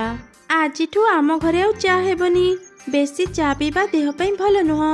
ମୁଁ ତୋ ପାଇଁ ନିମ୍ବ ପତ୍ରର ରସ ଆଣିଛି, ୟାକୁ ପିଇନେ। ତ ମୁଣ୍ଡ ବଥା, ଗୋଡ଼ ବଥା, ପେଟ ବଥା ସବୁ ଦୂର ହେଇଯିବ। ଛି, ନିମ୍ବ ପତ୍ରର ରସ? ନା, ମୁଁ ଖାଇବିନି। ମୁଁ ଏମିତି ଭଲ ହେଇଯିବି। ଆରେ, ତୁମ ଛୋଟ ଭଉଣୀ, ବହୁ ଦିନରୁ ତା ଦେହ ଭଲ ନାହିଁ। ତତେ ଏମିତି ଅବସ୍ଥାରେ ଦେଖିଲେ ମତେ ଭାରି କଷ୍ଟ ହେଉଛି। ନା କହନି, ନେ, ଅଳ୍ପ ଟିକେ ହେଲେ ବି ପିଇନେ। କୁନି ଜବରଦସ୍ତି ତା ଭଉଣୀକୁ ନିମ୍ବ ପତ୍ରର ରସ ପିଇ ଦେଲା ଆଉ ତାପରେ ସେ ରେଶମ ଭାତ ଧରି ତା ଭଉଣୀ ପାଖକୁ ଆସିଲା। ଆରେ ଭଉଣୀ, ରେଶମ ଭାତ ଦେହ ପାଇଁ ବହୁତ ଭଲ। ତୋର ଅଧା ରୋଗ ଭଲ ହେଇଯିବ। ଆଜିଠୁ ତୁ ସବୁଦିନ ରେଶମ ଭାତ ଖାଇବୁ। ଆଜି ମୁଖ୍ୟଙ୍କ ଘରେ ଭୋଜି ଅଛି, ମୁଁ ଆଜି ରାତିରେ ସେଠୁ ଖାଇକି ଆସିବି। ଏମିତି କହି କୁନି ସେଠାରୁ ଚାଲିଗଲା। ମୁନି ତ ବହୁତ ରାଗିଗଲା। ମୋ ଭଉଣୀ ବାହାରେ ସ୍ୱାଦିଷ୍ଟ ଖାଇବା ଖାଇବ ଆଉ ମୁଁ ଏଠି ରେଶମ ଭାତ ଖାଇବି? ନା, ମୁଁ ଏସବୁ ଖାଇପାରିବିନି। ମୁଁ ଏବେ ନିଜେ ତରକାରୀ ରାନ୍ଧିବି ଆଉ ଖାଇବି। ଏମିତି କହି ମୁନି ରୋଷେଇ ଘରକୁ ଗଲା। ହେଲେ ସେଠି ସେ ରାନ୍ଧିବା ପାଇଁ ଗୋଟେ ବି ପରିବା ପାଇଲାନି। ଆଗରୁ ହିଁ କୁନି ସବୁ ପରିବା ଲୁଚେଇ ଦେଇଥିଲା। ଆରେ କ'ଣ, ଘରେ ତ ଗୋଟେ ବି ପରିବା ନାହିଁ। ଏବେ ମୁଁ ରୋଷେଇ କ'ଣ କରିବି? ମୁଁ ଆଜି କିଛି ବି ଖାଇବା ଖାଇବିନି। ସେଦିନ ମୁନି ନ ଖାଇ ଦିନ ସାରା ରହିଗଲା। ରାତିରେ କୁନି ଚଢ଼େଇ କିଛି ଖାଇବା ଧରି ଘରକୁ ଫେରିଲା। କୁନି ହାତରେ ଖାଇବା ଦେଖି ମୁନି କହିଲା, ଦିଦି, ଏସବୁ ଖାଇବା ତ ମୋ ପାଇଁ ଆଣିଛୁ ନା? दे शीघ्र दे मते भारी भोक लागिलाणी मु आगो किछि खाइनी। अरे ना ना एसबु तो पाई नुह एसबु तेल मसला रे रंधा खाइबा एते तेल मसला खाइले तो पेट आहुरी खराब हो। एमिति कही कुनी से खाइबा थड़ी को गोटे जगार रखिदे शोई पड़िला। मुन्नी भी ता सह शोई पड़िला। अध राति रे मुन्नी उठी चुप चुप से खाइबा पाखु गला। से जेमिति खाइबा आरंभ कला कुन्नी उठी घरर सबु आलुओ जळी देला आउ ता पाखु कसिला। ए कौन मुन्नी तू ये खाइबा काहे खाउछु तोर पा पेट बथा हेउची। हठात भौणी को सामना रे देखी मुन्नी खूब डरी गला आउ सबु सत कथा कहिदेला। मोर भूल हो गला दीदी मते क्षमा करि दे मो पेट पूरा पूरी भल अछि काम न करिबा पई मो बहाना करूथिली। मो जानिथिली तू काम न करिबा पई एमिति बहाना करूछु तो मुहर सत कथा बाहर करिबा पई ही मो एसबु करूथिली। मते कथा दे तो दिने भी मिछ कहबुनी मते काम रे सहाय्य करिबु। हाँ हाँ दीदी मु तोर सब कथा मानिबी तते आ दिने भी मिछ कहबिनी हेले तू मते आ निंब पत्र रस पिएबुनी मते भारी भोक लागिलाणी किछि खाइबाकू तो दे। अच्छा हौ एबे तू खाइबा खा मु तो पई ही ए खाइबा आनिथिली। से दिन परठारु मुन्नी पूरापूरी बदली गला। से सब काम रे ता भौणी को सहाय्य कला। एमिति से दुई भौणी खूब खुशी रहिले।